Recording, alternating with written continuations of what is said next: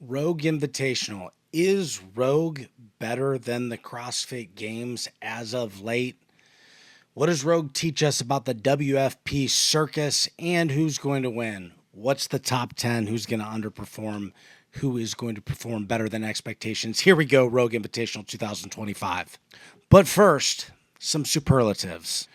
Most likely to hit an old guy in the head with a golf ball, be racked with guilt, put on 40 pounds, and end up re-emerging as a superstar in the bowling circuit at age 34 after a dark dive back and forth into alcoholism is James Sprague. Hey, when are we going to make that meme? Which one? The one where I shank it and you're right here? Yeah. If anything, it'll be John Young that puts him into alcoholism with his consistently underranking him. How's it feel? Tell me how's it feel sitting up there. John, if you're watching this, hit me up on Venmo. I'd like to place a wager. The gay one?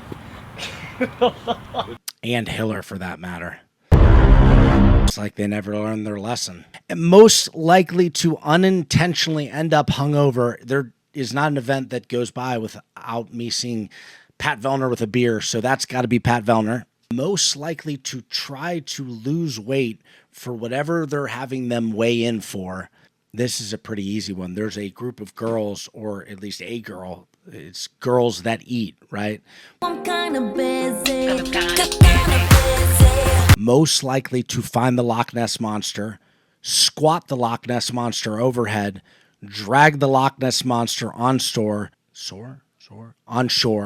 and make it his pet. That one's pretty obviously Colt Mertens. Most likely to fall into the ocean, Jason Hopper. Most likely to get lost in Scotland and stuck there without his passport, Jason Hopper. 172 yards, Probably 2 touches, yeah, and probably one half a play. Most likely to underperform on the men's side, Jason Hopper. Just watch your mouth, or I'll sit on you. Although he was really sweaty, supposedly training for Rogue in Hiller's latest video, and to be honest with you, that kind of worries me a little bit. Maybe he is taking things seriously. It's kind of funny. I didn't use any of them, but after writing these down, I asked ChatGPT for some superlatives, and it was way off. It thought like Vikowski and a bunch of people who aren't competing or still competing. It was all jacked up, but oddly enough, it literally had, when I gave it the broadest question about superlatives, it literally had most likely to get hit by the same golf ball he just shanked, Jason Hopper. Oh, that's for Mud Hill.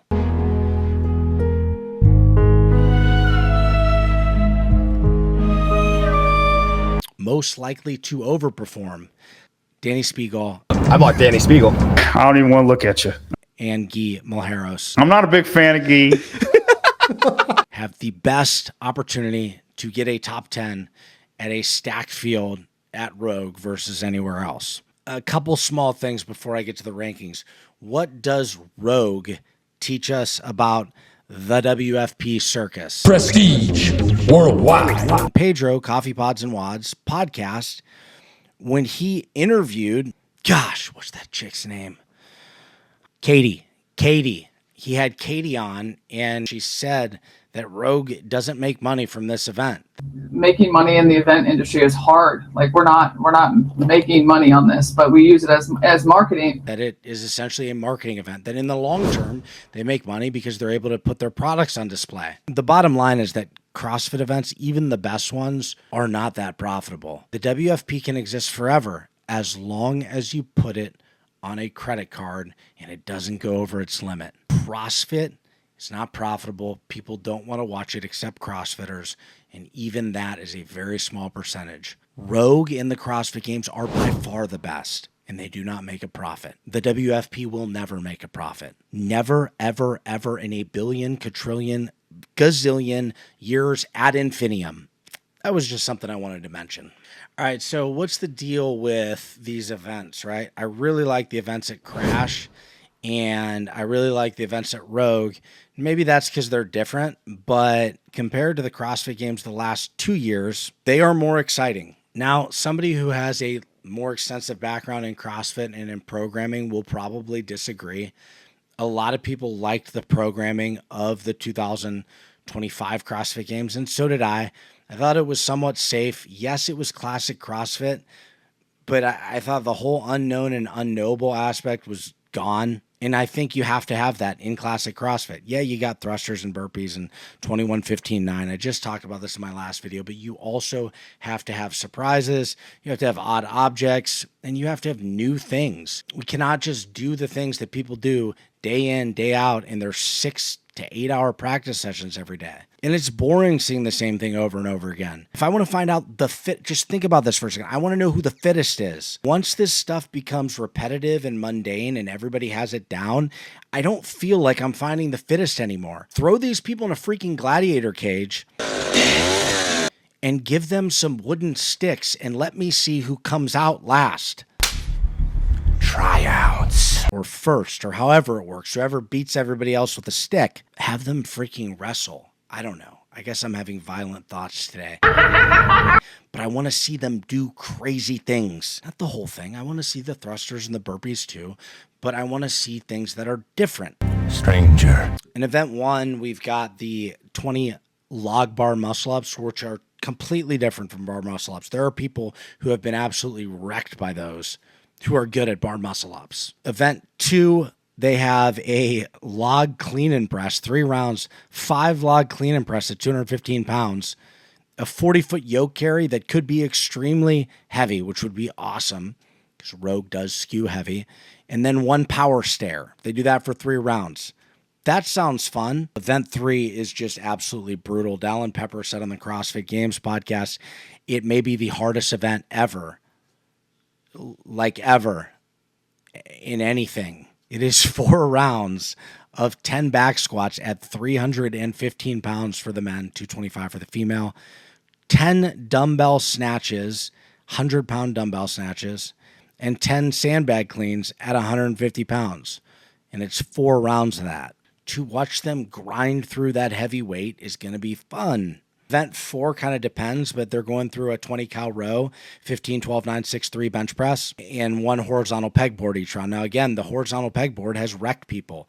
A lot of people have practiced since then, I'm sure, but in the past, it has wrecked people. I want to see this bench press be a barbell bench press at like 225 to 250 pounds, something freaking crazy. But I have a feeling it'll be like a 100-pound dumbbell. But we're bench pressing. Freaking awesome. Event 6, you've got a 1,000 meter ski erg, 12, 9, 6, 3, 1, wall facing handstand push-ups, and a deadlift. Yeah, that one's kind of boring. There's some similarities in some of these to what we saw last year, but the deadlift could be interesting. I'm sure it will be heavy. If it's 405, 12, 9, 6, 3, 1, I mean, I'm all for it. I would love to see that. And then event 8, you've got your classic CrossFit. 10 rounds, 8 overhead squats, 6 burpees over the bar. I actually hope the overhead squat's kind of light in this one. I'm sure there'll be plenty of heavy stuff. We don't even have a max lift here, but there's going to be one, or at least a max complex. I hope that's bench press too. Screw it. We'll have the dual too, by the way, which is fun. The dual last year was kind of stupid, but depending on what they do, it's going to be fun. And that's what we know so far. But it looks like it's going to be really freaking fun. It was really freaking fun last year. Crash was 6 workouts. That was fun. And the CrossFit Games was safe. All right, on to the rankings. Let's make this quick. I'm probably not going to make it quick. Hey, usually the guy who tells me to make it quick, where is he? I was just flexing in the mirror. Make it quick, you jagaloon. On the men's side, I've got Austin winning, even though he kind of underperformed at the CrossFit Games, frankly. He can lift heavy and also has a great engine, serves him really well here. I don't really like any of my picks for number 1, to be honest with you. I've got Austin there. I think he makes the most sense. Adler, I've got 2nd, and he just as well could take 6th. I just don't know. He's an unknown. He hasn't looked good lately, right? But if he's going to come back, it's going to be here. 3rd, I've got Sprague. Historically, not a good event for him. I know he's been practicing for a lot of this stuff. I saw in his stories the other day, he did like 8 unbroken log muscle-ups. I don't know. Looked really good. He just always surprises. He is always better than what you people say he's going to be. I'm looking at you, Hiller. I'm looking at you, John Young, because I don't care what he can't do. He always gets better at it. That's how he won Wadapalooza. That's how he took third at the games and won the games the year before that. And that's how he's looked good at every WFP event. We need to realize that Sprague is consistent and getting better and better and better. I don't know if this is even a sleeper anymore, but I think it is compared to other picks. I have Jay Crouch in 4th. I just changed something right now in my head. Hopper, I'm going 5th. Roman 6th. Madero 7th. 8th for Colton. 9th for Gerard. I've had him higher in some scenarios, but I want to take some risks here. I'm putting Jay Crouch higher. I do think that Colton could come in the top 5. It's just a tough field. It's really tough to know here. And then I've got Vellner rounding out the group. He wasn't satisfied last year. I think he took like 11th, maybe. He's been good at this, but now I think the field has just become too difficult in order for him to separate himself. Although I wouldn't be terribly surprised if I saw Vellner take a 6th or 7th. I think Dallin had a really good chance to win if he was there. He probably would have been my pick. I'm not comfortable with Austin Hatfield as my top pick, but that's who it is. I think it's because I don't want to pick Adler. Hopper could win. Is he ready to win yet? Maybe.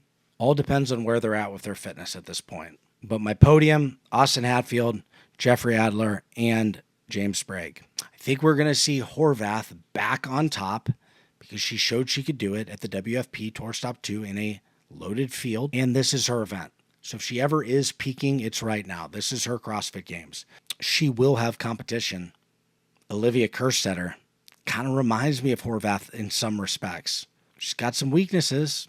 Not the best runner, strict rope climbs, some gymnastic stuff, but she's been working on it, and she is super strong, and this is a heavy event. I've got Olivia in 2nd. And you know what? I could even see her winning. I've got, and this is a tough one, between Lucy Campbell and Emma Lawson. I think Emma Lawson's making a comeback. She's with Brute. She is so young. What, like 20, 21? All the talent in the world, can lift heavy. It has started to look good again. I've got her in 4th, though. I'm going Lucy Campbell 3rd again.